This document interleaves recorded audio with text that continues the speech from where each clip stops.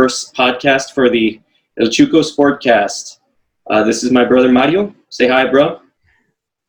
¿Qué onda, bro? Nada mucho, dude. So yeah, we're just gonna talk sports. This is our first deal doing this, and I personally have a couple of YouTube channels, my own MarkTep25 and Mark the Tenor. Mark the Tenor is my music channel. My brother is also getting his own YouTube channel set up. It's just Mario A X Tenorio, and he's also going to be a music channel. But yeah, we just want to kind of talk sports, do a sportscast, and because I've seen a lot of other people kind of do their own sportcast, and I thought, you know what, might as well try my own and just, you know, make something fun out of this whole situation. You know, with the coronavirus going on, it's just been a little weird for everybody. You know, everybody's been displaced, people losing jobs, people furloughed, and then you have people that are, you know, considered, you know, essential jobs. They're still working, so it's just been hectic for them, even more so. But yeah, it's been a crazy ordeal, man. Overall, the sports leagues, a lot of them have been canceled, especially the NCAA. So yeah, they've been canceled. But a lot of these sports leagues are either, you know, just postponed or canceled. The NBA is kind of in a weird situation because, you know, the NBA, they've been, you know, they suspended the season. They didn't actually cancel it. But I've been hearing some, like, news articles, seeing some news articles lately about possibly completely ending the season. That hasn't been, like, established yet, so we'll see where it goes from there. But yeah, it's been pretty hectic. What do you think about the whole situation, dude? It's, you know, what can I say? It's really brought society to a screeching halt, if you will. Everything that we would normally not think twice about is, it's like, oh my, you can't do this for quite some time, otherwise risk exposure to contracting the virus. I mean, this is the first time, I would say, in at least our lifetime, that feels like I said, society, you know, sporting world, or every world, you know, music as well. It's like it's all come to a complete stop. And like I said, it's a scary thought because if things keep going the way they're going, it's like we don't know if we're able to get back up. But I'm sure we will. It's like that. We've had many diseases, you know, outbreaks like this in the past, but it's never stopped us from trying to get back on our feet, so to speak. So yeah, it's pretty crazy, you know. Like, you know, we went, you know, you and I both went to the Mavs game. Was it about 3 weeks ago now? Yeah, like March. Yeah, I think it was March 11th. Yeah, March 11th. Yeah, March 11th, and you know, that was during spring break for me and Ashley. It's like we were all enjoying ourselves. Ashley's my wife, by the way, just so you all know that. I'm talking about. Yeah, but it's like, you know, we were all enjoying ourselves more or less, and then as the game was finishing up, get, you know, notification on my phone saying that the commissioner himself, the entire NBA, has suspended the rest of the season. That, you know, as the game was finishing, it was like, what the heck? We were just enjoying ourselves, you know, a nice game, and then all of a sudden we felt like, oh crap, this could be the last actual NBA game that we go to for the rest of the season. At least. For a while. Yeah. But yeah, dude, it was crazy. That whole situation. Like, I even saw on the news, Mark Cuban's face when they got the news. He was just beside himself, and, you know, just all these crazy things that were coming out. I was like, oh, well, it could be done sooner than we think, and blah blah blah. But, you know, it's at this point, it's who knows, because, you know, you still have idiots out there that are still not, you know, doing as the government is telling them. Hey, stay inside. You know, quit going outside. No, exactly. You know, it's like with those spring breakers that went to Florida, and well, what do you expect people to go to Florida? You know what I mean? But it's like, come on, man. As this is happening, you're still going to go to Florida and go over the, you know, just have that, you know, that fuck it attitude and think like, oh, nothing's going to happen to me and all that. It's like, dude. Yeah, dude. I mean, it's, and see, again, the whole thing is it's anybody who's older or just immunocompromised. I can't speak today. Immunocompromised, and that's just the issue. People don't think.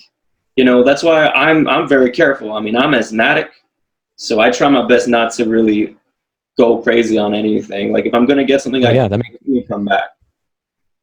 And just again, people, just wash your damn hands. Cover your mouth. Wash your damn hands. Wear masks. So that makes two of us, man. I mean, both you and I are asthmatic, and I mean, I haven't had an attack in a long, long time, but even still, something could happen to where it just sets it off out of nowhere. Well, I mean, but that's what I'm saying. It's like if we have the fact that we have that, if we get sick, it's really going to get us bad. So that's why, that's why I don't fuck with that shit. Just do as the CDC says, ladies and gentlemen, please just do it. But yeah, as far as how it's affected the sports world, it's like you said, it's kind of a screeching halt. It's freaking ridiculous, man. Like I was not expecting all of that to occur. However, though, there's been a meeting recently with a lot of these sports leagues and Trump stating that the NFL should come back in proper time. It should come back at the same time frame, August, September. So they're saying that at least should be back by then. As far as the NBA, we're still kind of questioning what's going on. But as of this point, we're going to talk a little bit more about the NBA side of things in this first part of it. But here's the thing. At this point in time, do you think they're ever going to bring the NBA back at this point in time, or do you think they're just going to completely cancel it? To be honest, I mean, like I said, being a basketball fan, I'm more of a basketball fan than a football fan, but I just feel, just to be I think it's best to be on the side of caution, because you never know what could happen. I mean, I know it's going to get warmer, meaning the virus, any virus or illness doesn't fare very well during the heat. So it would nice for it to come back. What were they saying originally, like May, that they would just probably just start the playoffs right then and there. Yeah, they would start the playoffs right then and there based on everybody's record, and just factor in, okay, based on the time that we stopped the games, we'll just start the playoffs right then and there, and whoever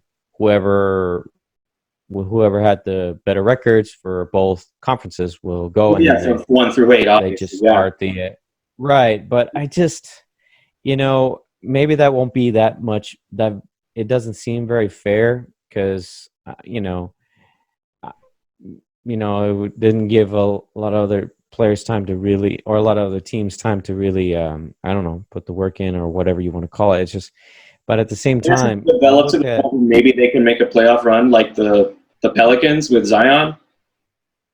They were doing really well. Yeah, exactly. They were making a push, and that's the shitty thing about this whole situation. It doesn't give those players, those teams, a shot at really possibly fighting for that final spot. Right.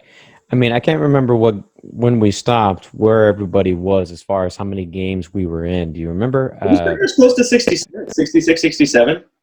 Okay, well, I would say that would be plenty to especially since just people have been wanting to push the NBA to have less games.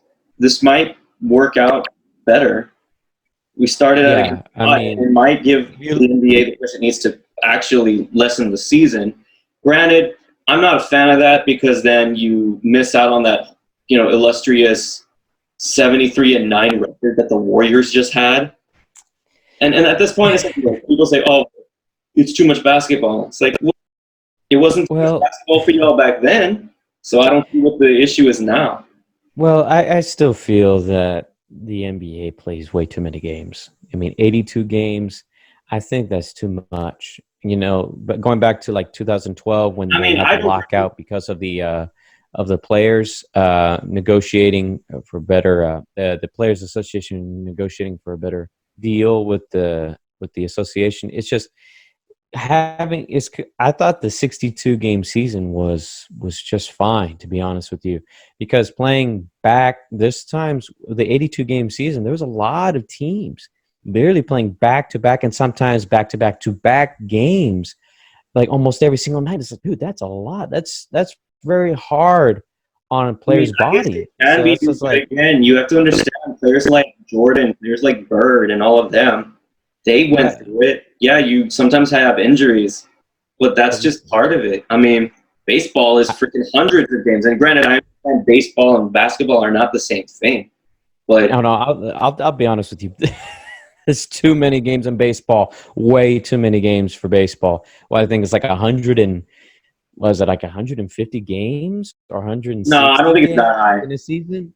I don't Or think I it's can't that high. remember. I think it's like I know I looked it 102. up, but even then, even for baseball, that's too much. I think because Well, I don't know, dude. some It's games. There's again, some games. There's like a baseball game almost on every night during the week during the well, season. That's why I was like, but that's because you're not a real baseball fan. That's not a sport you tend to like. yeah, I I like like baseball. I mean, I don't follow it as much as maybe basketball. I mean, but it's still. I feel that even then, that's too much because I'm sure the players having to play something. There's like almost a baseball game on every week during the season, like I said, and depending on how many games at home you have, or if you're bouncing a different away games every day, Yeah, it's just that's a lot of a lot. travel, a lot of games. I get you, but yeah, that's something that might push the NBA in that direction. I just But feel 82 just too much. I think you should dial it back. Maybe I don't know 65 or some 66 or where they stopped at 66. I think would be enough. I mean, Uh, yeah, opinions differ on that one, but that's just an idea. well, But if the right. NBA comes back, say it does come back in that time frame in May, I think it would be fine if we just started the playoffs at this point. I mean, I understand it sucks for those other teams that didn't get a chance to really compete to possibly get an eighth spot, but it just is what it is. You can't really, I mean, because otherwise you would just cancel it, and that really sucks, especially for certain legacies like LeBron James and Giannis Antetokounmpo. Especially like if he doesn't they don't end up actually completing the season. That's one less year of Giannis, playing in Milwaukee, and it could screw up Milwaukee's chances of keeping him. You know what I mean? Well, And they then were for doing LeBron, pretty I mean, well that's last time I one checked. more year more on his body that, as, a favorite YouTuber of mine always says, Dom2K, he always says, Father Time is undefeated. And, that may be true. But on the flip side of that, though, I mean, if we actually get back to it in May, you get the players really well rested. I mean, because, if you cancel it completely or you put it up even further, like say you put it in like July, you might even give a chance for like someone like Kyrie and possibly even Kevin Durant to come back. And that really messes things up for like teams that like the team that's facing them in the first round. And that's why some people have this idea that there should be like an asterisk on this season for whoever wins it. And I'm like, but it's just dependent, Well, really dependent on how you look at it and when right. Well, we do come back or if we do come back.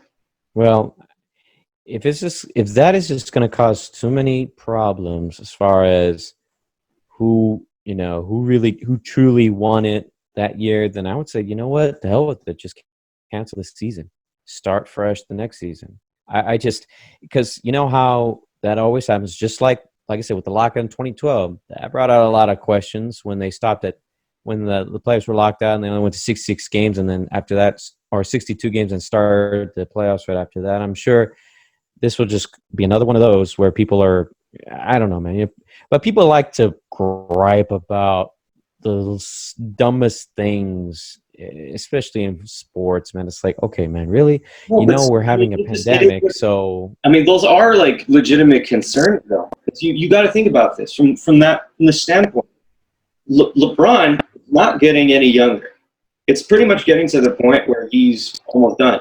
But if you think about it, if they do end up going through with this playoffs and they do come back, it gives a lot of teams a legitimate chance to be rested. Like you give, is for the Mavericks, since we're Mavericks fans, it gives Kristaps more time to really recover. And even Luka, because sometimes Luka has been struggling with like ankle sprains and shit. So it gives them an opportunity to come back, fully healthy. And it makes probably for an even more competitive, off season. Postseason. Right. But I mean, when things started shutting down, after the game, Carlisle specifically said, they may have canceled the games, but they could still do stuff. They could still do their own thing unless they specifically said to stay at home for all the players as well. Well, yeah, that's what they're doing. We're all in like pretty much quarantine for the time being until the government itself states that everything is safe to go back. Yeah. Well, but that's really what we're waiting on. If it ends up happening in May, I guess that would be a really good thing, because then it can continue it. We can have the season end. But my deal is, if that happens, I don't think there should be an asterisk. Like a lot of people tend to say, there shouldn't be an asterisk because everybody's pretty much healthy. So you got to take your shot then. Right, but that's if this virus blows over. No, but that's what I'm saying. That's what I'm saying. We're going with the hypotheticals. Right. But if, say, the season is completely canceled, like that's going to really cause a lot of issues as far as contracts are concerned, as far as just everything. But what can you do about that? It's like, it was out of their control. The virus has no concern for all of that. Not so, just that's why it's player to team contracts. You're also talking about TV spots. You're also talking about, commercial endorsements. Like a lot of that shit is really gonna. I know, but like I said, a virus, you can't control it. I understand that, but what can you do? On the sports end of it, we're not necessarily. I understand, like, overall, the overarching idea is that we got to be safe, and it is what it is. I'm totally aware of that. Yeah, because priorities, that's why when things happen, like the priorities have got to shift, I understand, but we're trying to speak the hypotheticals. We're trying to predict, in a sense, in this regard, because we really have nothing else to do but predict.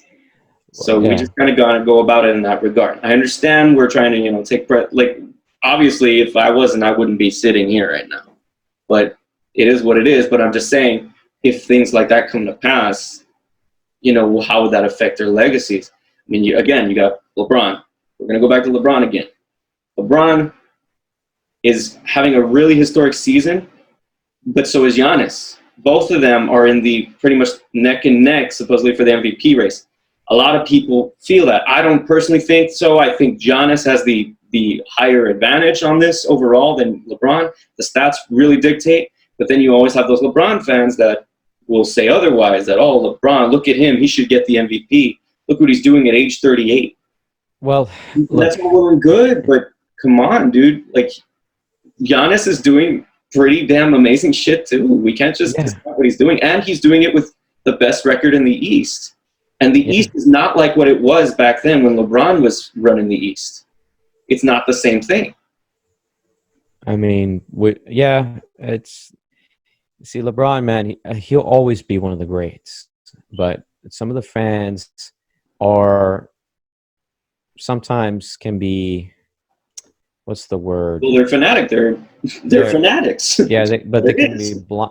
Yeah, well, fanatics. But the other word is they're very biased. Yeah, as if he can't mess up. It's like, bro, we have all seen LeBron at his best, and we've all seen LeBron at his worst. We've seen him mess up. That's the whole point of learning. It goes with anything. So he's failed countless times, but he's been able to turn those failures into success. He was able to get 3 titles, and it may not be to Jordan's level with his 6, but still, I would still say, he has his own 6 times. Yeah, I would say 3 out of the 6 times he's gone has put him up there as one of the greats. Will it be? That's why it pisses me off when people need to making comparisons to other people. And this goes with anything. in all sports and other worlds, music included.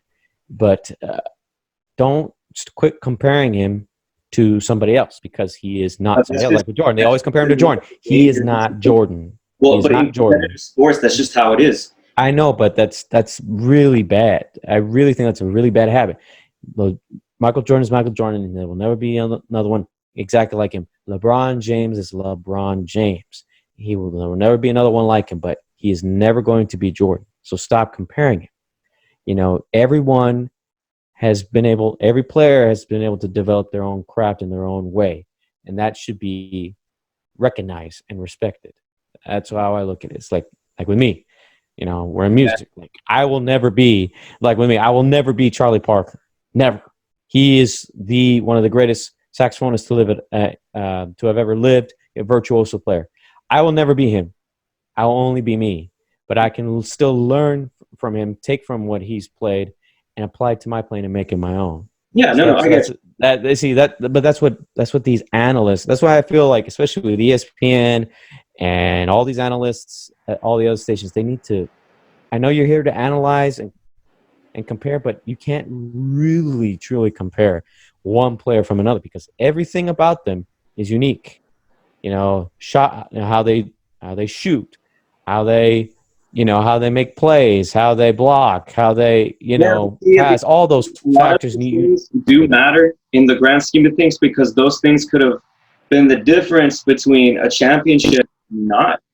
That's the problem sometimes. Like Steve Nash, as much as I love Steve Nash, dude, if he would have taken more advantage of shooting the ball and actually, taking more shots, and he's even admitted himself. Rusty Buckets has even explained in one of his videos, about true point guards, and I'll try and link that into the description afterwards. But here's the thing: if Steve Nash was more aggressive as a offensive player, not just in passing, I bet you he would have had at least 1 or 2 championships under his belt. But I think he was too passive. He was, trying to be a team player. But sometimes you gotta take advantage of stuff yourself. And that's sometimes what happened with Steve Nash. Well, yeah. I mean, that's what I respected about him, was that he was a team player. And you have to be in this game, yes, in this sport, in this game. But of course, yeah. I mean, when you see the shot and you have a shot, you take it. I know, but it's saying, of course, when you have a shot, you have the opportunity to take it. Even if you make it or not, still take those shots when you can. But I mean, this sport and other sports, you got to be a team player. And there's too many that I've seen in the last decade that are not so much team players like I would hope them to be. And one example is Westbrook. He is so bad when it comes to, team playing. He's not a team player. He's a very arrogant ball hog that puts it all on himself. Because I kind of need to make another point here as far as the I'm just saying, yeah, I just feel that there's too many players that are similar to Westbrook. I'm not as bad as Westbrook, but it's like, man, you gotta share the wealth a little bit to give others a chance. Otherwise, how else are you going to develop chemistry? So Westbrook is a little bit of a different player, and I'll get to that in a minute. But you're talking about Westbrook, right? We're also talking about Harden. We're just in general this season, it really affects a lot of these players' legacies, because I mean, Westbrook and Harden, they've been okay for the most part, but they're pretty much in the lower tier of the playoffs. And I have a feeling this experiment hasn't worked as well as most people had anticipated. Because again, Westbrook is too similar as far as passing and all that stuff, but I think it's taking a lot from Harden, and that's the thing. I think they're forcing Westbrook to do more than he's needing to, or what he's capable of. And that also, yeah, well, that's also but they're wasting another year now, because since this, and I get it, it's a virus, I understand, but now that this has occurred, it's wasting a year of Harden and Westbrook. It's wasting a year of even Luka and Porzingis. It's wasting a year. If they do cancel the season. I know, but like I said, a year of even LeBron, of Giannis, it's crazy. I mean, maybe it could be, but maybe it couldn't.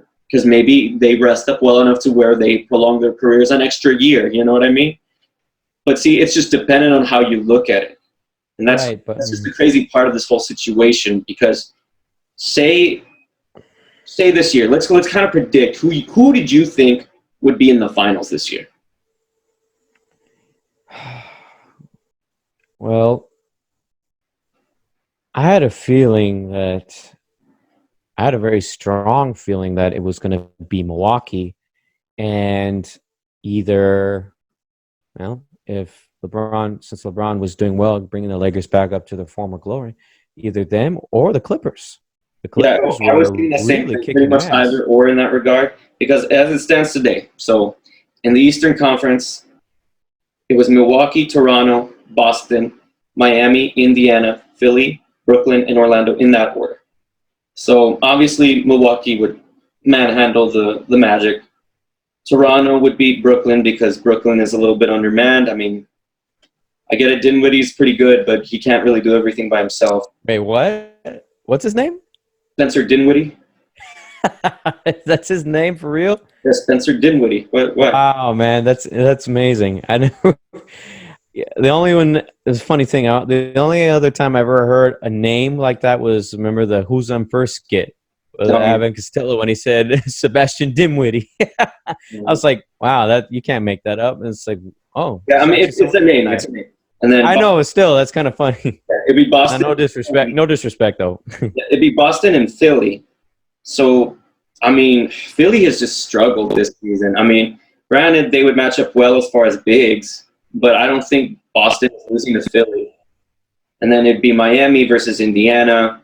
Oladipo's back, but I don't think it's enough to get past this. The Miami Heat were really good this season. You know, Kendrick Nunn and Tyler Hero and Jimmy Butler, those guys were really good this year. Oh, that's where Jimmy went. He went to Miami. Yeah, Jimmy Butler went to Miami.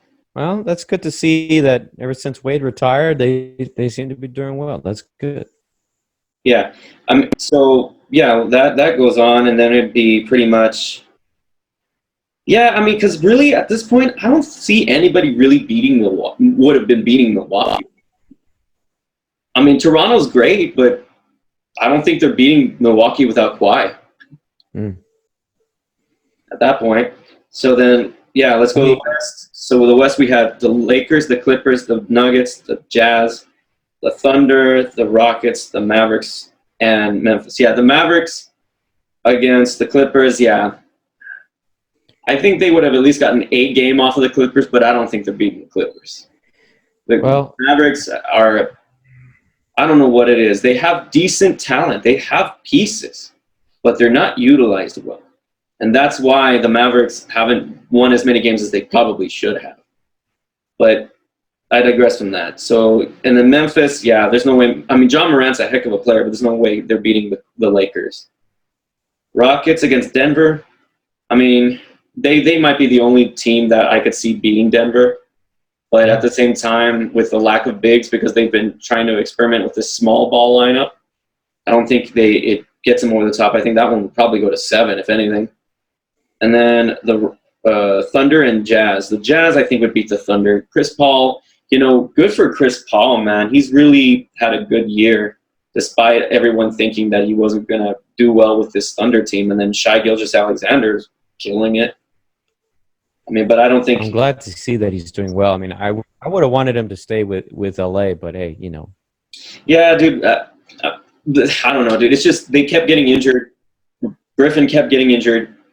He kept getting injured. And that's the thing. That's really – and see, that's another legacy that's on the line here. Because I don't know if Chris Paul is going to continue another couple years after this or he's going to retire. Well, I mean, he still has a few years in his contract left, but what I'm saying is, like, does he even continue more or does he just retire after that? And who's going to pick him up at this point? So it's just a wasted year for him if they don't – like, if the playoffs don't come back. It's another wasted year. And this year might have been a year where he could have possibly turned it around a little bit. Would he may have made the finals? Probably not. But, you know, at least it gives him some sort of additional fluff to his legacy. And that's the only shitty part for him.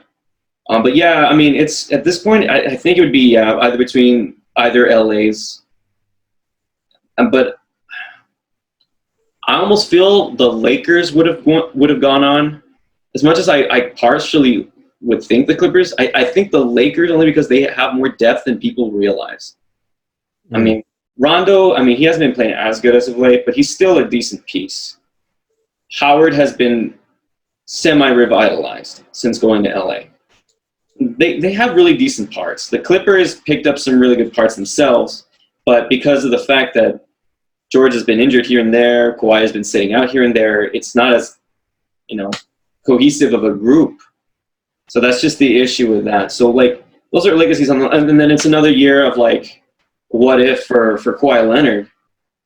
That's just one less year of Kawhi Leonard being with the Clippers and also Paul George, because I think they're on short contracts themselves.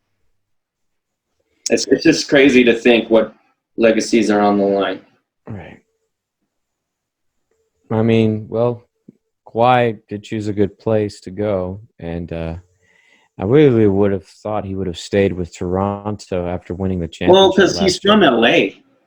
He's from LA. Oh, so I guess he wanted to go home. That's cool. Yeah. I mean, I just wondered. It's like, well, you were thinking that you won a championship. In all honesty, that trade really bit the Spurs in the ass. I understand Pop doesn't want to trade to anybody in his conference. I get that. Anyone in his conference or division, I get that.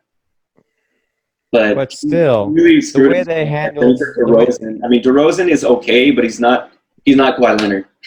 Sorry. And then they didn't even draft well with the pick they got in that trade. They really did not draft well, so it's kind of just shot themselves in the foot in that trade.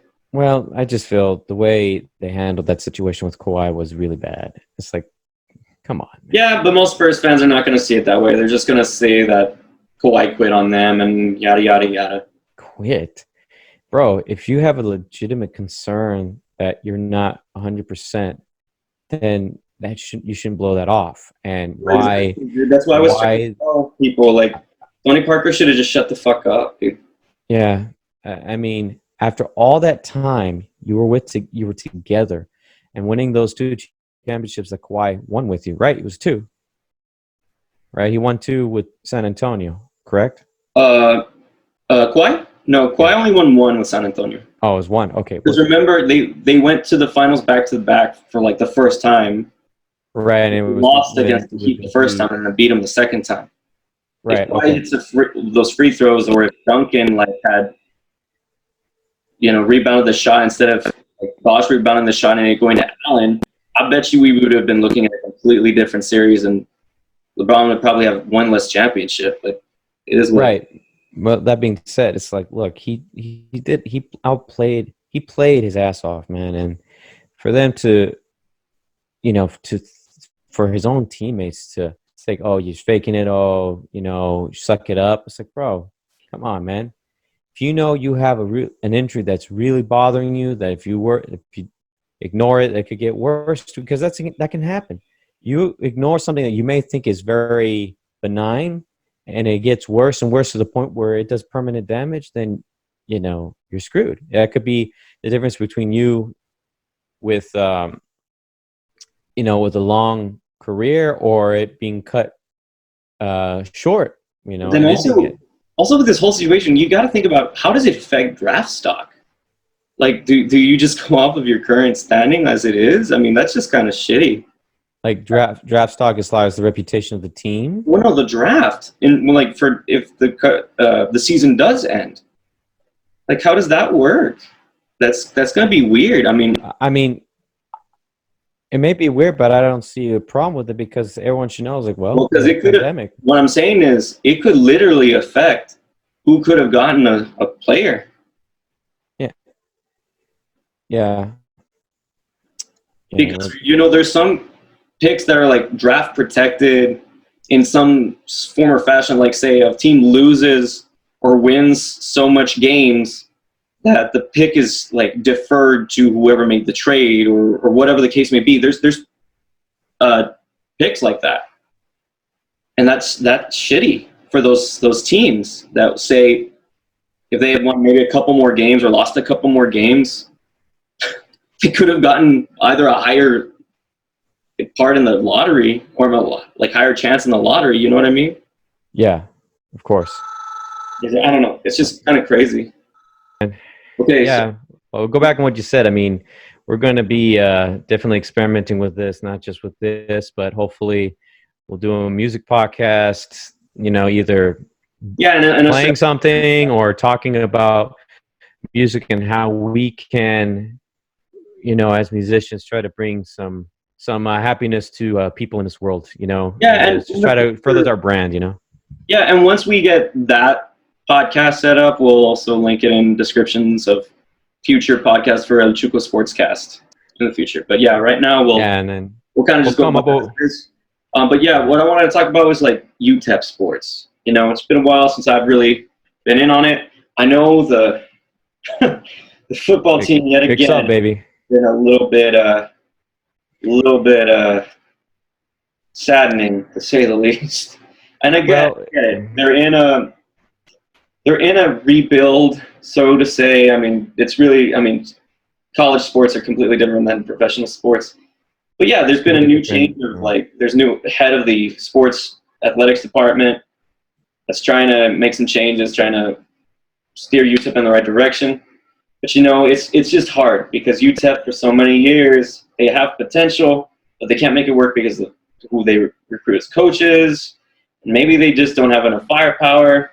And also just in general, UTEP is just one of those schools that's not on everybody's radar when it comes to football. Basketball, on the other hand, they seem to have a decent deal going on. But yeah, it's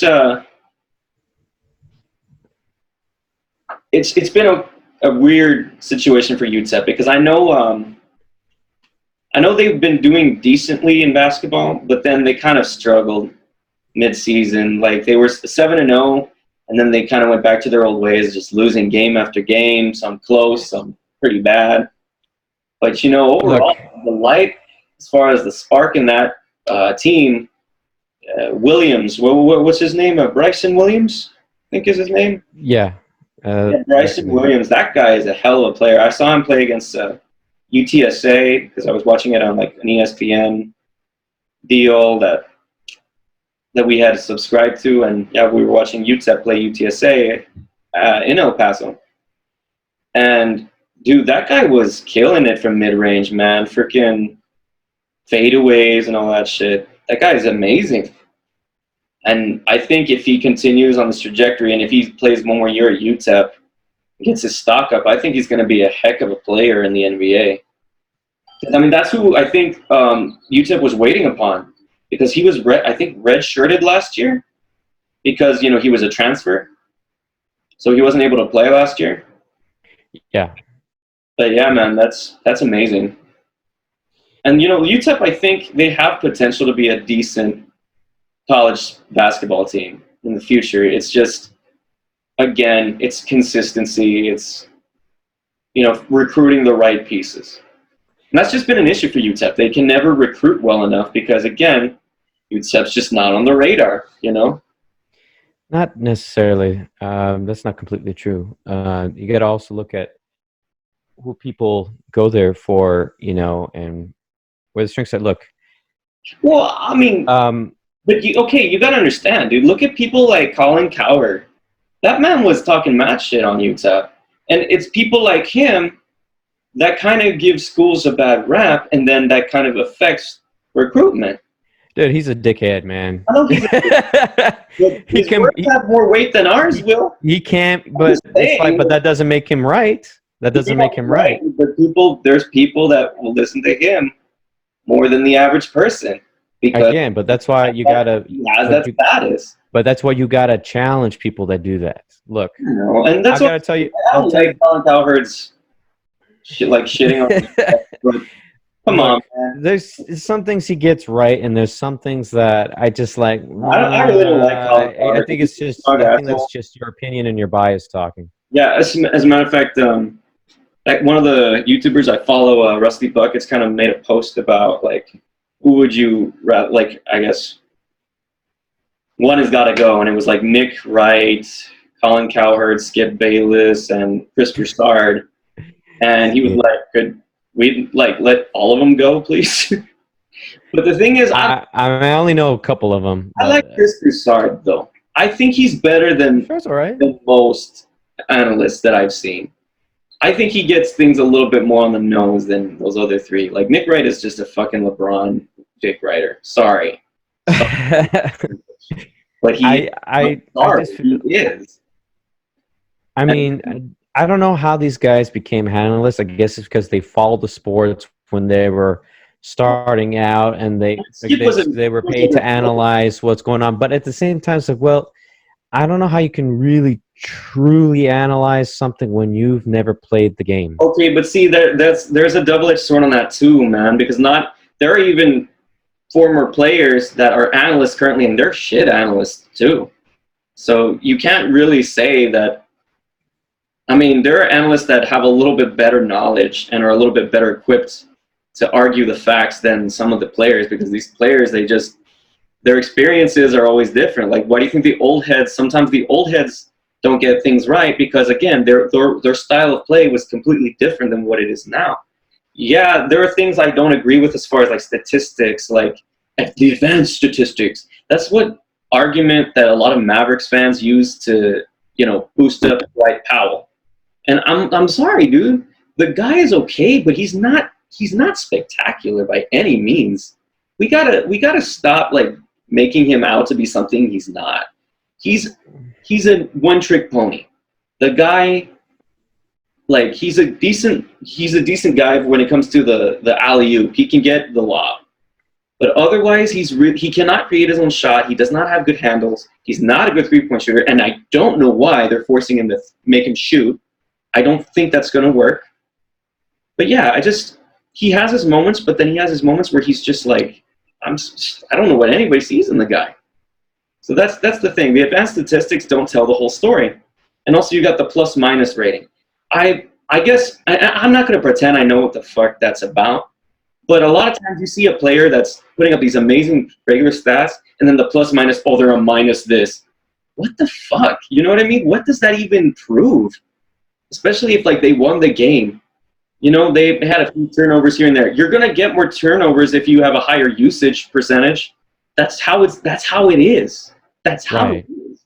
So you can't fault them for that. So that's why I don't like using plus or minus stats, because those are just stupid to me. Look, I'm not going to claim myself to be a expert on sports. I mean, like I said, I follow sports very casually, and I never understood this plus or minus rating. But I just feel some people, some analysts, I think that they just add a lot of stuff, like a lot of bureaucracy on top of bureaucracy.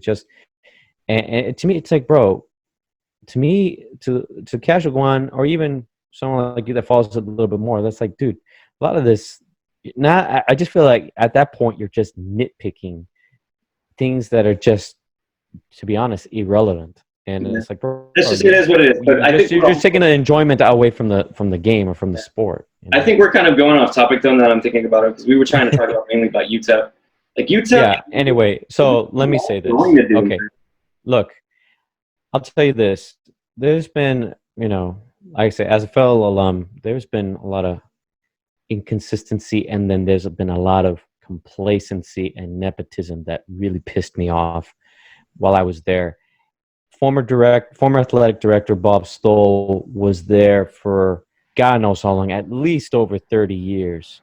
He was also the football coach, and he did pretty decent, but it's like he was just there way too long. When there's some things that he did well, like when Mike Price first came to El Paso to coach, in his early years, he did really well. But I don't know what happened after that, whether he himself got complacent and just saw the pay and didn't try, or he was just losing his edge. I don't know. But it was just at the back half of Mike Price's years, I was like, man, no, we need someone different, for the love of God. And then when just Bob, so I just don't think he really tried as the athletic director to really go out and find the people. And like I said, with him at the helm, their recruiting was awful, like god awful Well, I mean, for yes, all sorts. It's I like, wouldn't say that it was dude, awful, but come at the same on. time, what more can you really do when, again, you really don't have a place on the map when it comes to college sports? Because most of those players that are Bullshit. I don't buy that. I don't buy that. no, Mario, it's true. Those ones that are super ultra No. talented end up going to those big names like Duke, like freaking USC, like all the Dude, basketball and football, because LSU. of this, dude, because these programs, dude, Exactly. these, but That's because, but that's, but you know, there's something wrong with that, man. Year after year after year after year after year, it's the same damn schools. It's like, bro, people get tired of that. not And it's making like, money. People don't get tired of making money. That's the but problem. but there's the problem right there. You know, there's money, so there's a lot of backdoor deals, there's a lot of bureaucracy, there's definitely corruption going on with there to always feed these schools and then leave the other ones out. Like, bro, you know how many colleges and universities? Let's say, well, let's talk Well, about people, you can't cater to all of them, Division dude. One college and universities. There's a lot of them. I know, dude, but you can't cater to all of them. That's too many conferences. Too Well, many. then, why do we have so many? Then if that's the case, then why don't we just cut down on some? It But see, or get you got to spread the wealth, man. call to make to have a sports program. Yeah, But but then what I'm you, saying is, I personally feel they should change the way the college playoff is. yes, I Well, agree. I agree. The way the college playoffs, they changed it, but then they changed it to this. Is like, even still, dude, you're not giving all these colleges and universities, at least at the Division One level, a shot. You know, it's like, come on. Yes, okay. So this is the thing. You have so many different conferences. Okay, so you can't cater to them all. Then why don't you cut down on conferences? let's go Consolidate. back to the bowl game way. You made the same amount of money, like even if you make a little bit less. It I made just sense feel to do it that way because people were entertained. But right, but now I you just just feel have these same schools that keep going into the freaking playoffs. they try to They model it keep after the expand the playoffs and NCAA. they have a few more conferences. Right, The they major try to. ones like Conference USA, SEC, ACC, Big 12. You know, I just feel that they should consolidate on the conferences because I just feel that there's too many. You have all these colleges and universities, and you got so many conferences. Why don't you consolidate to where there's few? Or hell, I don't know. Why don't you just do it like the NBA? Split it, well, East and that's not going to West. work. That for football, it doesn't work like that. Football's a I'm not. completely different animal. I'm talking about basketball. For well, no, dude, I like the way the NCAA tournament for basketball is. That one's perfect. That's a perfectly fine system. Well, that's what they I were just, trying to I do think, with football. They were trying to model it after the NCAA for basketball, but it's like, dude, it's a completely different thing. But even then, it's just like no, but what I'm saying, they should do it like what, at least 8 major conferences, and have them duke it out. eight. Yeah, I eight. mean, yeah, because how many conferences are there right now? I mean, but Shit, I don't I know. don't. I'll have to look. I'll have to check. But it's just, I just feel there's just too many conferences, and you got to at least give all these schools a shot at the Division One level, because otherwise it's just the same thing. There's a lot of people from other places just get tired of watching this. Like, there's a lot of people that didn't go to those schools, are that watches like, oh, I love my fans. Like, I'm not that way. There's 10 I conferences, like major, like Division ones. at the Division One, there's how many? 10? Yeah. I thought there was more than that. Well, actually, wait. It says never mind. There's There's 30. way more than that. Well, actually, there's 32 conferences. That's it's not. It's like this is way more than 10. 32 conferences for Division One colleges and universities. That's as many as the freaking teams in the NFL. But I see, re- but I there's really think they need to a lot of scale teams down in on colleges, though. conferences. There's a lot of teams in colleges, though. So what I know. what you could do, I guess, what you like you said, consolidate a few of them, but then you'd have like a shit ton of universities duking it out. So you'd have to probably like And what's wrong with your that? own seasons and tournaments, and then the major ones have their own tournaments. I just feel like, man, what's wrong with different colleges going up against each other? I think that's pretty interesting, regardless of the Because outcome. then you have some. Football's a different animal because football is such a taxing sport that the way it is now, I think it is what it is. But they should at least expand the playoff more. That's how I see it. I guess you can play with the conferences, but just expand the playoffs for like, I guess 8 major ones. Because it's just like 32 conferences, and we don't know how many colleges and universities are in each one. It varies. And in a 12-game season, it's like, bro, that's just not. It just seems so unfair. It's like 9 times out of 10, the top schools with the most money and the most alumni support that have donors that donate to those programs will always come out on top. It's like, I don't like that. So sometimes it all goes back to alumni support too. It's like, I know we have a big alumni group. It's like, bro, there should be no excuse. El Paso has a lot of pride, but I mean, there's a lot of factors that play into UTEP's issues, dude. But I really don't see it happening unless UTEP somehow pulls off the unthinkable and fucking just wins a tournament. I'm just saying, dude, look. Or wins a bowl game, or wins the NCAA championship, and then gets more. Well, but at the same time, there's no excuse, dude. These even teams like just here in Texas, let's just put that, like UT Austin. When they're doing horrible, they still got people turning up. Because it's UT. To watch. Dude. No. Forget about no, dude. Just label it as any other school. It's a major school. Yes, but I'm talking about in general. There's no excuse for anybody, regardless of what school it is, to turn out and support their team. They turn out. What's our excuse? Nothing. We do turn out. A lot of people at UTEP do turn out. But what I mean is to really pack it. There's not a team to support because the team is not that good as far as football. Then don't call yourself a fan and not show up. If you truly are a fan, good or bad, whatever season, you show up. If you're not going to show up because they're doing horrible, but show up when they're doing good, then you're not a fan. There are, dude, and I would be one of those. But what I'm saying is, no, I would show up every game. I show up every game, regardless if they're doing bad or good. So much of losing gear. No, I don't. But that's, dude. As a federal alum, I show up no matter what, win or lose. It doesn't matter. Even if what if UT had a string of bad seasons? Do you think they would cut them from showing up? It doesn't matter. That's what I'm saying. You're thinking you're thinking idealistically.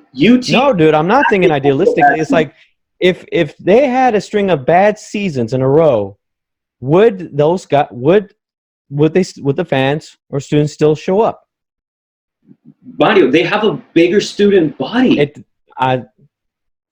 Would the fans still show up if they had a string of had a history? Then we have no excuse. Plain and simple. We don't have a history of winning, though. Not like That's not true. Don't have a history of winning. As far as football, very, very little have we won. It doesn't matter, dude. Yes, it does. That does play into a lot of things. No, dude, come on. If you're really a fan, you show up. Again, if you are a player with God-given talent, where would you rather go? UT Austin or UTEP? Yeah, but it's not all. Yeah, but even then, dude. UT. Gonna go to UT. Even then, dude, it's not always out to be even if you're great. Sometimes your experiences there will be like, it's not what I thought. Sometimes players prefer a small. But for the ones that stand out, the ones that are pretty much going into the NFL, a lot of them are going to go to the bigger schools because that's what gets them the most notoriety. It's a side. If that was the case, if that was the case, dude, then we wouldn't have a single player that have to go to the NFL. We have a few. So that's not completely. But again, those are standout players. Those are standout players. And we've had standout. You don't get it, Mario. How many? Again, the ratio is quite simple. How many? You're missing the point. From UT go to the NFL opposed to UTEP? Mark, more You're missing people the from point. UT are definitely going to the NFL than UTEP because of the notoriety and because they're able to get those type of players. That's the point. That's just what I think. It's UTEP is just stuck in a rut that it's Bro. hard to dig out of until they get one recruit that somehow changes their fucking program completely. And that's really hard. Like Bryson Williams, that would probably be the only player I think that could possibly change the program for better. Like they had Randy Culpepper. Randy Culpepper was a heck of a player. With him, it was the first time in years that UTEP made the NCAA tournament. And it only happens if they keep recruiting players of that magnitude, but that's not going to happen if you don't get players that sign through that. Hopefully, and basketball, football, I don't know, dude. But dude, like I said, they had a shitty. I'm sorry, dude, but Bob Stoll was there too long. But He ran the whole athletic department badly, I think, because it showed. It showed. Leadership does matter. Now that we got this guy, Jim Center, with Kugler, and he quit because it's too much. He can't win with that. That's when Bob Stoll.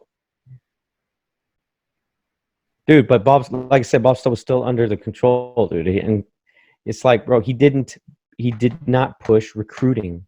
You don't push recruiting, you're not going to get anybody. Well, but also, like I said, hold on, he wasn't, dude. I'm just. But you can't say that it's all him. It's also just where we are. No, dude. I'm telling you, it's not. No, dude. I'm telling you, your leadership really is a big factor. He just didn't do recruiting. I've heard it. I've seen it. Recruiting was horrible. Now that they got this guy Jim Center in, things have changed. Now, is it going to be easy, right? No, of course not. It never is. But Jim Center has really turned things around when they got Terry for the coach. He seems to be better, but there's been too much drama this season in the locker room. I don't know what basketball. I'm not too worried about. But what pissed me off with these players coming in and out of, dude. When these players were coming in and out of the transfer portal, it caused so much drama, so much distraction. That's why they didn't do as well as they should have. It's like, bro, make up your damn mind. You want to be here, then commit. You don't want to be here, then go. Don't change your mind. Oh, I'm going to go. Oh, I'll change my mind. Like, come on, dude. The recruiter's deal too. The recruiter is not doing his job to keep him like happy to be in that program. He wasn't doing his job. If they're trying to go in and out of the transfer portal, that's because, yet again, you can't really have a strong footing at UTEP because they're probably wanting to find their better shot somewhere else. Well, then go then. If you're going to go. Don't change your mind. That's what I'm saying, dude. Make a decision. Stick with it. Don't create this drama and throw the entire chemistry and the entire momentum off for the team. That's not right. Make up your mind. Well, no, we're going to stay. We're going to go. But what I'm saying is a lot of times those players end up being really good players, and it's just hard to keep good players. Well, dude, you got to also take in consideration, if they want to be there. If you want to be here, then you got to commit. But if you don't want to be here, then go. Don't waste your other teammates' time and the coach's time. Like I said, that creates a lot of unnecessary drama and distraction. And that's what pissed me off with this season. Like, come on, dude. If you're gonna stay, you committed, stay. You don't want to go. It's simple as that. That's why it would tick me up with some of these guys. Like, dude, come on. What I'm saying, basketball, I'm not worried about. We're actually trajectorying in a good direction with basketball. Yeah, I know. That's why I'm saying. But I'd still, you got to. But no, you still gotta. And dude, if this new guy, this new head of the athletics department, doesn't provide any sort of positive changes in the next at least 3 years, I'm sorry to say, dude, there's no saving UTEP's football program. There really isn't, because it's like it doesn't matter who, because then that just proves it doesn't matter who you put in there, whether it be a athletic director, whether it be a coach, whether it be players. you just can't do anything. That's just what that proves. And that's just how some programs are. I can already tell I can already tell that's a very flawed way of thinking. Mario, it's not, because again, Yeah, it is. they've already tried changing the coach twice. They've already tried changing the coach. They've tried to recruit a bounty of players, and they always get one here and there, but never a huge bundle at once. And then the athletic director, they've changed him. It's already been at least, what, 2 years, 3 years? Only 2 years, dude. That's nothing. When Bob Stahl had over 30. I know, dude, but like at some point, you got to admit you got to give him a chance, dude. Yeah, fine. I'll give him 3 more years, but if other than that, dude, that just shows that it doesn't matter what you do. That's what I'm saying. And it's not bullshit. It does matter what you do. Don't say that it doesn't. It does. What the choices and decisions you make do matter. You know, that's what I'm saying, dude. It all goes from the top. You don't get support from the top. How do you expect them to succeed? And it also goes with the student body and the alumni. Dude, a lot of come on, dude. Those factors you got to take in consideration, and that's why I say there's no excuse. You're a true fan. The only excuse you can say is that they don't have the notoriety that these other schools have. Like, again, like UT on a lower level, because we're all Texas, but at a higher level, say even me, Texas A&M. Obviously, if you're going to recruit somebody and you have offers from Texas A&M, UTEP, and another smaller school, where are you going to go? A&M. Mark. Oh, but what if I don't like it there? Mario, how likely is it that somebody's not going to like going to a big school where the money's at? It's very likely. Bro, it's likely, dude. Not every you're not going to be to everybody's taste, and that includes athletes. Okay, but more likely than not, you're going to go where it makes the most sense for you to gain the notoriety and to become a better player. And that's all. And for some, where you can grow, it's not. A&M is. But notoriety, dude. Right now. But notoriety is not everything. What if you flop?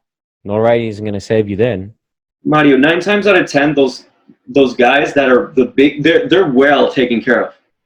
For the ones that have super potential, a lot of times they're taken care of. So a lot of times they're going to enjoy their time at a university in that regard. Well, I gotta say, but that's not everybody. Okay. The only time they transfer is if they fuck up themselves, as far as like, I don't know, not necessarily grades, but like they do something really stupid when it comes to like a scandal or something. Then that would be the only time they transfer. But otherwise, maybe, but still, what if they just don't like it there? The culture, the atmosphere, or it's not what they thought. That's also still not transferred to a school like UTEP. Again, the only thing we're biased because we're from El Paso. Yeah, but I get that. I'm just telling you. But a guy is not going to go but I'm telling you, to a place that not that many people know.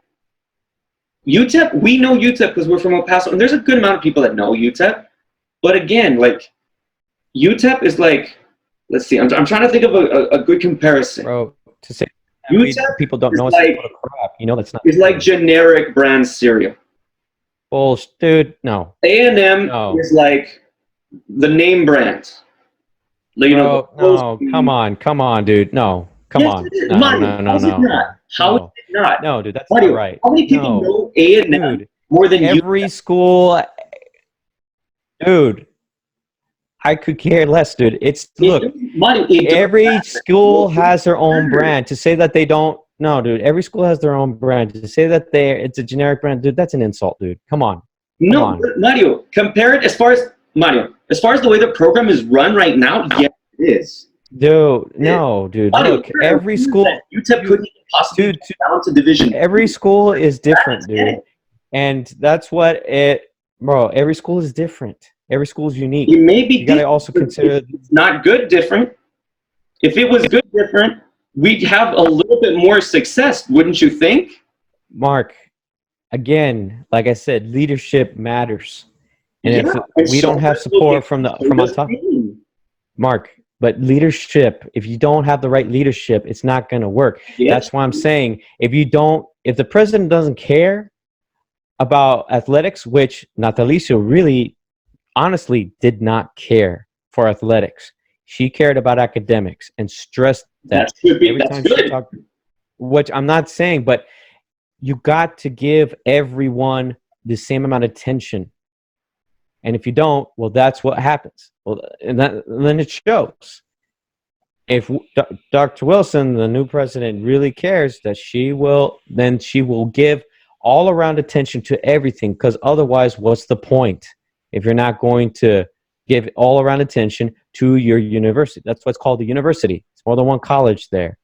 And athletics is what I'm saying is, like, there's all the factors we've discussed as far as UTEP. It can only benefit if they start winning.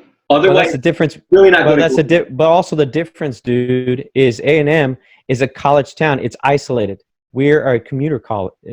UTEP's a commuter college, so everybody commutes because they live not that far from here.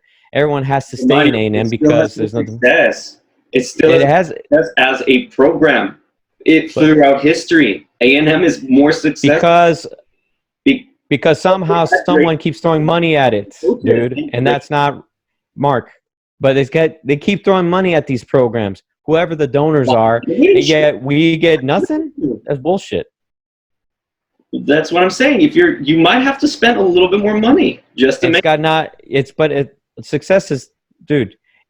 You also got to remember, sometimes success has got nothing to do with it. Even when they're sucking badly, like I said, if they had string of bad seasons, they would still give money to the programs. Why? Because they have a history of winning. Die-hard loyalists. If UTEP had a bigger history of winning, say they had at least a 10-year stretch of winning football seasons, like UT, I bet you UTEP would have more success than it usually does. But it doesn't. Mark, like I said, if they had bad seasons and they would still donate money. Why? Because there's just some people that are just history. But what if they just all of a sudden just turn bad? What then? I'm just saying, dude, you got a lot of factors in. You got to factor a lot of things into this. But there's no excuse. Show up. If you're a fan, show up. Okay. There's no excuse for the basketball. It should be no excuse for all the other teams in the university. All right. None. That breeds more attention. I show up to the games. I would show up to games. If you're winning more, you're gonna get more of the attention. Yeah, that's how it is. Mark, that's part of it. But like I said, what if a successful team just turns bad? You know, that's what I'm saying. UT was bad for 3 years, they could flip. And UT managed to come back from the ashes with a change of coach, but that's because they have the ability to. UTEP, I don't think they do. And if they, again, there's 3 more years for this guy, at least to kind of see what he can do as far as changing the culture of the program. But I'm a little bit, doubtful, because that's just, even when we've changed coaches, even when we've recruited decent players, it still doesn't pull enough people, is all I'm saying. But I'm saying the fans, regardless of win or lose, they should show up. That, you're not a fan if you don't show up. It doesn't matter. The fans have nothing to do with how well the program does necessarily. Support? Yes, support does. Mario, the players themselves, who is recruited, that plays. But you got to support them too. You got to support them too, man. Otherwise, support them, but they're shitty, dude. Otherwise, the morale suffers, dude. It makes a difference. Mario, I understand that. I'm going to support UTEP no matter what. But I can't be... Well, the ones that don't... dude, I'm talking about the ones that are so fair weather that don't call yourself a fan. Plain and simple, you're not a fan. I am a fan, but I'm saying... I'm not saying you. I'm saying the ones that claim to be, yet they don't show. That's what I'm saying. I'm not talking about you or me. I'm talking about the ones that claim. Fair weather fans don't contribute. But again, it is a player and an organizational situation, and also a name situation. we don't have that same like clout as A&M or UT. We don't. But see this but I've seen this team when they could beat them. They had the ability to beat these They teams. have money. And I've seen it. They're always money for And years. I've seen, Always had potential. They always had potential. But do they show it? No. But they have shown it. That's where you're wrong. I've seen it. They've shown it. And I've seen it where they've almost beat these teams. Like, man, come on, finish. That's what they need to do. There's a difference between almost beating and beating. You either beat them or you don't. Mark. Well, that's a ghost. Then you prove my point with the fans. Either you show up or you don't. That will also make a difference in how the team performs, dude. They need that support from the people. How many times has UTEP had a schedule where they put a big team on their schedule and they get blown out, or they start off okay and then they just get destroyed? How many years? Many. I've seen it myself. I've seen the scores. I've kept track. UTEP has been blown out quite a few times when they have tougher competition, because they just don't have the potential you claim they do, because they cannot recruit said potential, because they are stuck in a rut, because they do not have the same name as A&M or UT Austin. It's a cycle, but they have to pull themselves out of it somehow, and that's as shitty as that is. Just give up on them? Give up on them? Is what you're telling me to do? Give up?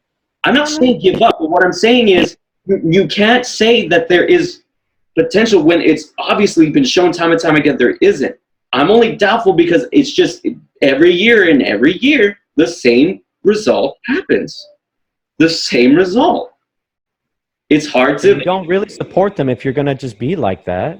It's like, I do support them, but it gets a little tiring watching them lose time in and time out because they just can't recruit well. It's hard to see it. And the same thing can be said for a good team if that were to happen to them. Am I correct? Yeah, but at least then. they have the ability to recover. And what of a sudden they lost that? Then they're going to be stuck in a rut for a little bit themselves. But Mario, more times than not, that's why I'm saying the NCAA, the way the NCAA is structured for football is just bad overall. I don't know, dude. And all the teams, but dude, there's other teams, other schools that are in the same situation, and yet it's always the same one. Why? Because it's about money with these bigger comps, because they're always giving money to the conference. It's always money. Yes, but and then you leave the other teams out. You leave the other teams out of it. That's not right, dude. Because money, they don't provide the revenues needed because they're not. It's got nothing to do with that. That's just what it is. It's got nothing to do with that. Yes, it does. Winning begets money. It begets more money. No, I'm telling you, that's not it, because there's a lot of other issues. But yeah, UTEP is struggling in that department. They're doing okay, and they could only go up from there, hopefully. But we got to move on to a different subject. No, dude, hold on. I'm not done yet. You got me all worked up. I'm going to finish this now. We're running too long. We're running too long.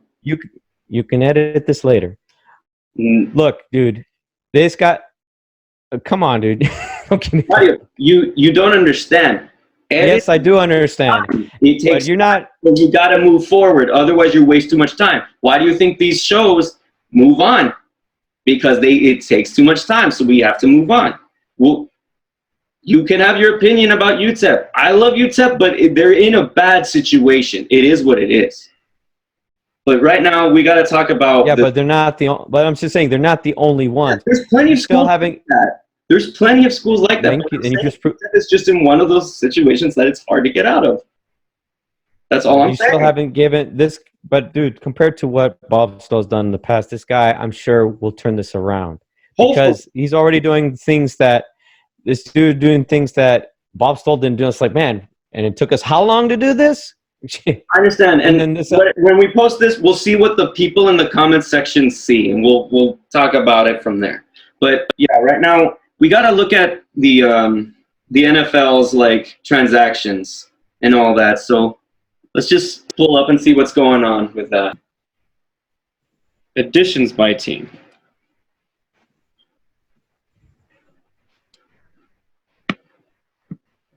God, this is so slow. I'm really gonna have to edit this out. Okay, so yeah, Fitzgerald resigns one more year with the Cardinals. DeAndre Hopkins was acquired in a trade for David Johnson. What a weird trade. That was the one that got me. They traded their really good running back for DeAndre Hopkins. Well, that was really more the Texans issue rather than the Cardinals. Actually, I think that's still a good trade because DeAndre Hopkins is a hell of a receiver. They also got Devondre Campbell, Devin Kennard, Jordan Phillips for the defensive players. And then as far as the Falcons, Cowboys coach Mike McCarthy wanted out of free agency is to get bigger on the defensive line. No, we don't need your punk ass talking on our video. In free agency, they did it, locking up Gerald McCoy to a deal worth 3 years, about $8 million. Oh, I think I know who that guy is. A big-time defensive addition. But they were not done. And, of course, early. Yeah. I hate those autoplay. I hate when they autoplay. I was like, bro, if I wanted to click on it and watch it, I'd click on it. But yeah, overall, let's see. So, yeah, we talked about the Falcons and all that. I guess Todd Gurley is going. Yeah, Todd Gurley's with the Falcons now. Yeah, cause I don't know what the hell the Rams are thinking. Dude. That's bad, man. For some reason, what was LA thinking, dude? LA, what were they thinking, dude? Like, I don't know, dude. Well, it's because I think part of it is like, well, he's not 100% healthy, and I don't know if he's ever going to be the same. I don't know. I think that's a bad move on their part, though, because he was consistent running back. I don't agree with that. Campbell, the Ravens, they got Matt Sura, the center. Calais Campbell seems like probably the bigger one. They got him in trade with Jacksonville as also for they traded a 5th-round pick for him. Okay, and then the Buffalo Bills, they got Quentin Jefferson, defensive end, Josh Norman, cornerback. Wow, that's a good one.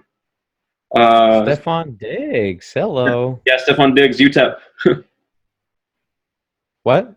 Isn't he UTEP or no? I'm thinking of a different guy. No, you're thinking of somebody else. Yeah, he was with the Vikings. Yeah, wow. Actually, shit, I didn't even think about that. Yeah, Stephon Diggs. He was with the Vikings. He was with the Vikings, man. Yeah, dude, that's a hell of a pickup by the Bills. Shit, I'm stupid. Yeah. Hey, we'll finally have some good receivers.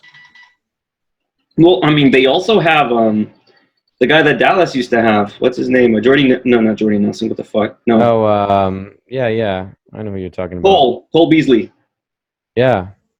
Well, they did a lot better this year, which I was happy to see. So they're starting to come around. Okay, so the Carolina Panthers got Roddy Anderson. Oh, that's right. Oh wow, Teddy Bridgewater signed with the Panthers. Yeah, I remember. That's actually a very good. Signing. I forgot. Yeah, some guys were talking about this at work, and they said, Teddy Bridgewater was going to go to Carolina to replace Cam. So dude, that's going to be a good pickup by the Panthers. Good for them. I mean, he can actually be a starter. Graham he signed a 2-year deal with the Bears. Oh, and Nick Foles. Yeah, Nick Foles, he got traded. He was acquired in a trade with Jacksonville in exchange for a 4th-round pick. Ruffalo was reported, but it was structured contract with the Bears, pays $8 million per year. I mean, they're probably going to get rid of Trubisky. Sucks. Yeah, it's just. He was a flash in the pan, sadly. Okay, Cincinnati Bengals. They placed the franchise tag on AJ Green. Okay. I don't know how that's going to turn out, but we'll see. Von Bell got picked up to a 3-year deal. Let's see. Green Claiborne, 2-year deal, defensive end.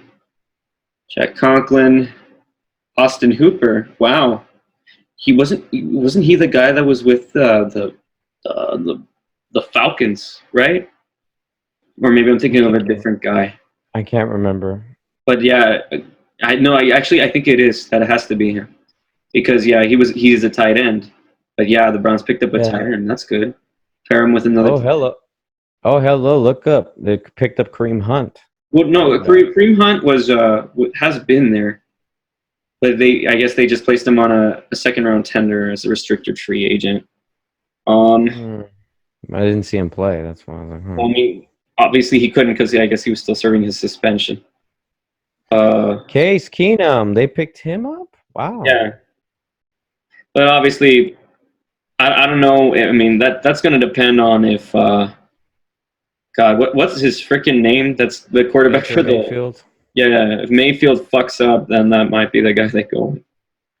Keenum, I Well, don't know. He's okay.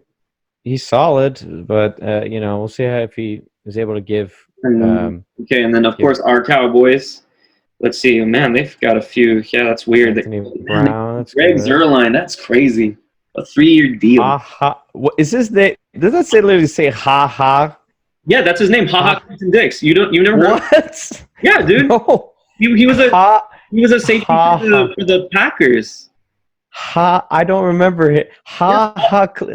Dude, he's been around. Clinton Dix. I never heard his first name. Like what? Yeah, Ha-ha? that is much. Why would you do that? But yeah, well, I don't know, dude. Don't ask me. It's like it kind of feels like you're gonna be laughing at him. Ha ha. I know, dude. I know. Oh my gosh. But yeah, so he's Oh signing. my gosh, I'm sure he got that all the time, man. Wow. Okay.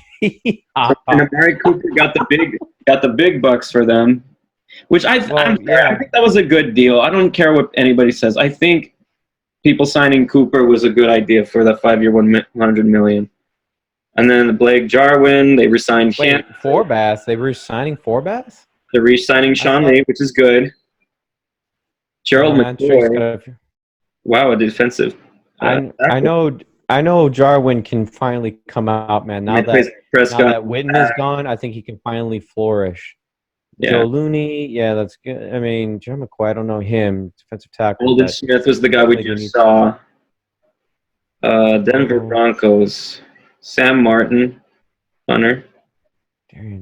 Melvin Gordon agreed to terms with the Broncos. I forgot who he played with, but it's a good running back. Let's see. Detroit Lions. I mean, I don't know these names, but not anybody that I can think of as far as a decent piece, but I could be wrong. And again, people in the comment section will tell me if there's somebody I didn't really speak upon.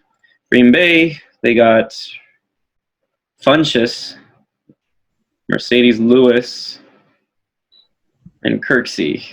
Okay, and then the Houston Texans got Randall Cobb. Sucks. I wish we could have kept Randall Cobb, but he found a better situation. I don't know. Actually, I don't know how much better you could say Randall Cobb's situation is.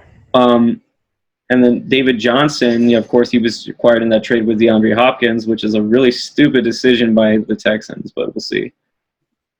AJ McCarron, I guess he was signed as a backup. Okay, Indianapolis Colts. DeForest Buckner, Xavier Rhodes, Phillip Rivers. Oh, that's right. Phillip Rivers. Wow.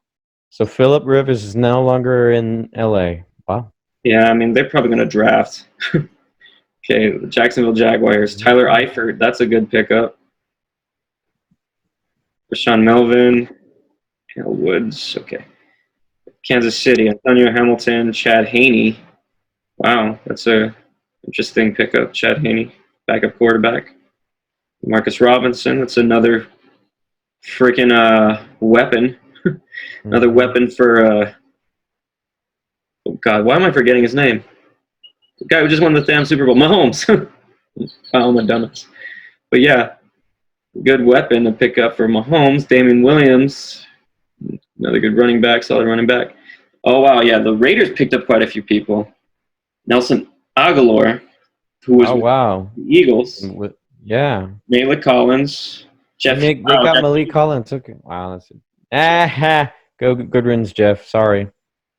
I'm sorry, but Jeff Heath was just hit and miss a lot of the times. And Marcus Mariota. Oh, that's right. Marcus Mariota's there. Which I'm wondering what they're going to do with. Poor Derek Carr. Shit. I really thought he was really going to give him a chance. He started off really good, and then Jason Witten, for some fucking reason, decided to sign with them. Why? No, I really thought when he said he was done, I thought, okay, he's retiring for sure. And then he came back last year. I know he came back last year, but I thought after the season, that's it. He was done. He was Yeah, me too. retiring again. But I guess he's not done yet. Like, okay, That's wow. I don't know why he did that. Okay, the Los Angeles Chargers, Brian Bulaga. Okay, that's a good pickup. Hunter Henry. Jinval Joseph is a good defensive tackle. Austin Blythe got picked up by the Rams. Yeah, I don't know too many of those guys, so if I miss something, tell me. So the Dolphins, Adrian Colbert, safety, seem to got a lot of edge players and defensive players. That's pretty much what they need. Oh, yeah, that's right. Byron Jones signed with them. Yeah, I wasn't a fan of Byron Jones. What does it mean by edge? I've never seen that before. I think it's another, like, I guess, defensive player. You can correct me if I'm wrong, people in the comments section. I've never seen that label before. So for the Vikings, they picked up Amir Abdullah. They picked up Dan Bailey. Well, I'm kind of upset that they got rid of Dan Bailey. He was He was Dallas's best kicker. But I don't know, dude. He was hit or miss. What do you mean? I thought later on he started missing a lot of kicks, dude. He started missing a lot of field goals. Okay, then Brian Hoyer got picked up by New England. So I wonder if they're gonna like draft a QB or just go with Hoyer. I mean, Hoyer wasn't horrible. He was a decent player when he was with the Browns. He was actually probably their best quarterback for the modern era at that point. And see how he does there. And Vital, okay. Then the Saints, Bree signs one more. Oh no, a 2-year contract. Wow, I thought it was just a 1 year. Oh, I guess so. He's gonna go 2 more years. He's just gonna go for a few more years, a couple more years, I guess. Malcolm Jenkins, okay, that's not a bad signing for the Saints. Stay healthy. Emmanuel Sanders, oh wow, they're getting Bree some more weapons. Or Malcolm Jenkins is a good defensive player, but let's see. Then Emmanuel Sanders, yes, he was pretty good when he was with Denver. PJ Williams, okay. New York Giants. Okay. Eric Tomlinson. Colt McCoy. Well, they got him as a possible. Wow, he's still around? Jeez. Yeah. I haven't heard about him ever since he fell off. It felt like he fell off the face of the earth, man. He's just like all that time. Dude, he actually beat the Patriots when he was the QB for the Browns. So yeah, I don't know. What I mean is just like he hasn't really made any significant. Yeah, I know, but he's had his moments. See, New York Jets, Jordan Jenkins, Alex Lewis, Ryan Poole. Not everybody from. Yeah, sorry, we're not really having a lot to say. I'm just kind of seeing who was traded. That was really the main goal of seeing who is with who now. As far as big names, I mean, because all of these ones that we're seeing right here are big enough names for you to know, I guess. Oh wow, Eric Ebron got he signed with the Steelers. He's a heck of a tight end. Yeah, and I don't know how much longer Roethlisberger's going to be, but I think he's going to at least go another year. Ben Garland for the San Francisco 49ers. Eric Armstead re-signed. Jimmy Ward re-signed. Okay, Seattle Seahawks. Quentin Dunbar. That's a decent pickup. Philip Dorsett. Jacob Hollister. Philip Dorsett. Yeah, as a wide receiver, he was. Yeah, I can't remember which team he was, but he was a decent tight end. I mean, Greg Olson. Oh wow, that's right. Greg Olson signed with them. And the Tampa Bay Buccaneers. Yeah, this is probably the lottery for all of them here. The freaking Ryan Smith, Ndamukong Suh, Jason Pierre-Paul, Tom Brady. Playing Gabby Gabbert. Joel Haig. That's a heck of a pickup they all got. That's not bad. And Ryan Tannehill agreed to a 4-year contract as a QB. Nice. Placed the franchise tag on Derek. He did really well this past season with Tennessee. So Tennessee should be probably how far they got. Hopefully they can build on that. And then the Washington Redskins, Kyle Allen is the QB. He was acquired from the Carolina Panthers in exchange for a 5th-round pick. Ronald Darby, Kendall Fuller.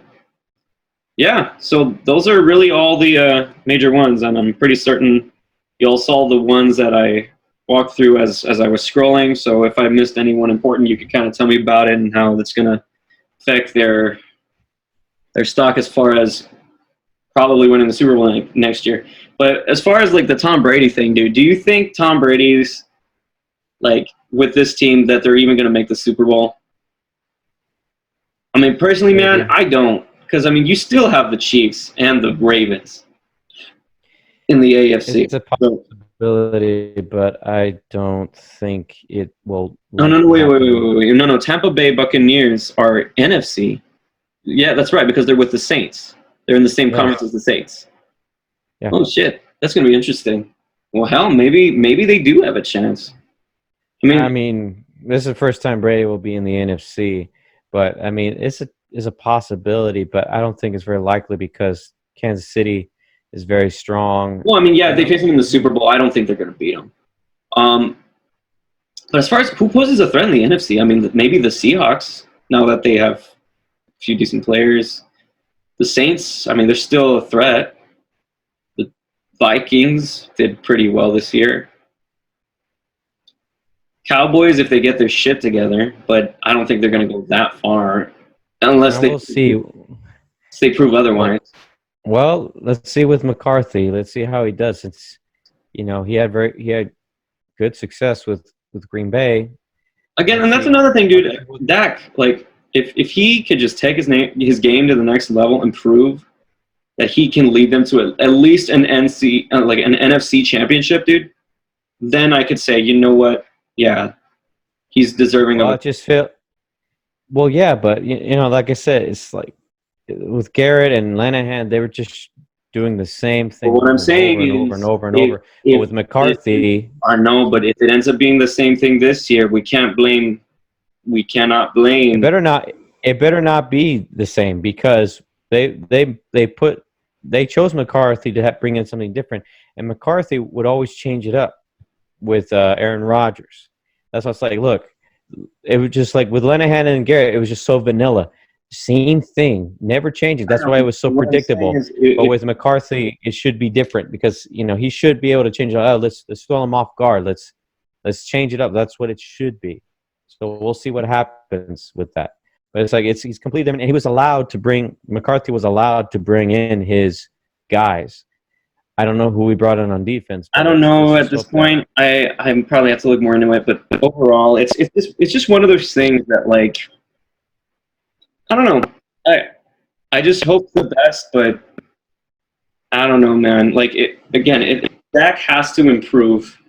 Personally, he has to improve. He's had a decent year last year. Don't get me wrong, but he has to improve his deep passing. Because once he gets that going, then I think this team has a chance. But otherwise, I don't see it. Right, but also embrace what he can do, and that's what Garrett and Linehan wouldn't do. Yeah, I mean, try to mold him into something. With McCarthy, you were like Aaron Rodgers was able to scramble when he wanted to. He had enough faith in Aaron Rodgers to move on the run. Exactly. Well, that's the thing. I believe McCarthy will allow him to do. He's quick on his feet. He'll allow him to move. That's what Garrett and Lennon pissed me off. It's like, why are you telling him not to run? Let him run. Stop trying to make him a pocket passer. That's not who he is. I know he needs to get better at throwing, which is a given, and I'm sure he knows it. But what I mean is, let him be mobile. That's what he was good at Mississippi State, and when he first got in, let him move. I know, but like again, at the end of the day, Dak has to prove it. He has to prove it. But anyhow, I mean, a little bit far on time on this, but what I'm going to do is I'm going to do this final segment, which I'm going to start calling from now on. Mark my words.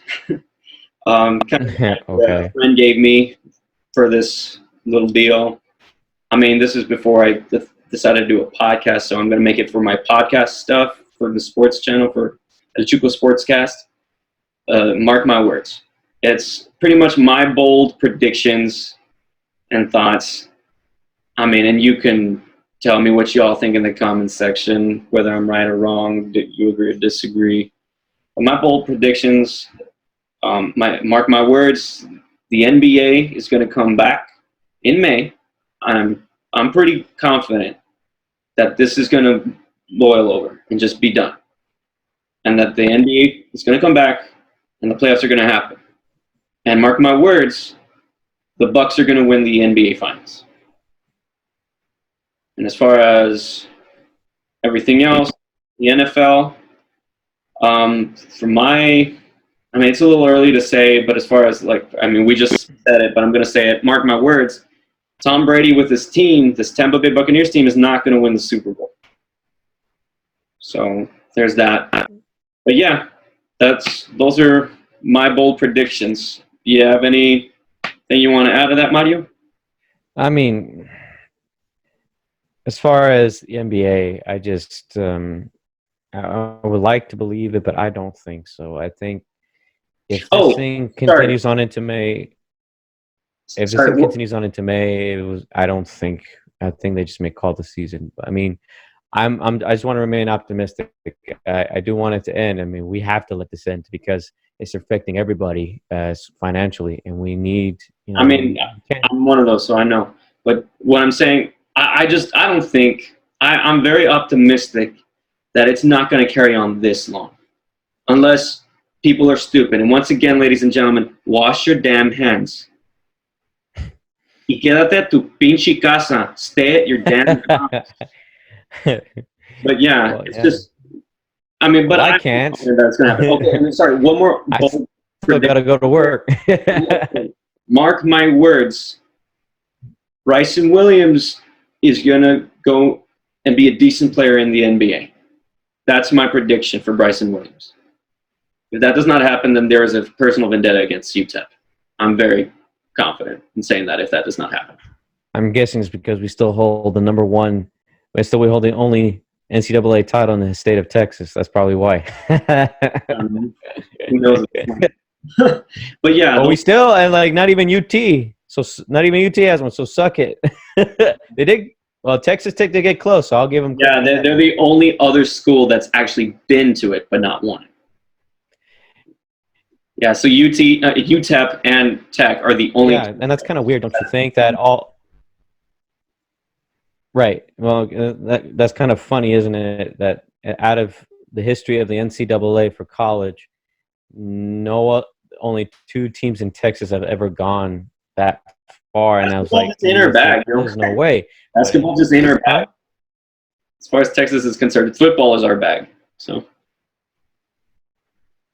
Well, not only, but when it comes to sports, I mean, yeah, basketball and track and field are our UTEP, strong. Versus UTEP, we have more NCAA titles. Volleyball was pretty good at UTEP too at one point. We have 16. I think we have 16 NCAA championship titles in track and field, which is really good. Yeah. We've had some great track and field guys come out of there, and it's good. But I'm not saying basketball too. We've had some greats, but I know that the basketball we can get back to the former glory and win it again. It can happen. Well, I'm hoping once, it's not gonna happen. Yeah. I mean, anything can happen, and that's why you got to keep the faith and get out and support your team no matter what.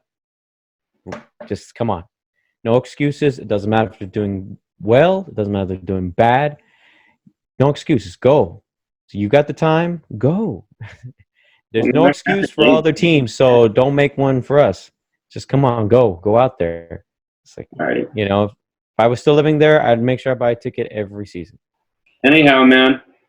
It was great as always, and hope you all subscribe and watch any more of our podcasts that we do in the future. This is El Chuco Sportscast. Laters. Bye. All right, man. Take care, all right? You too, man. Bye-bye. Yeah. All right. Talk to you later. Hasta el próximo, mi gente.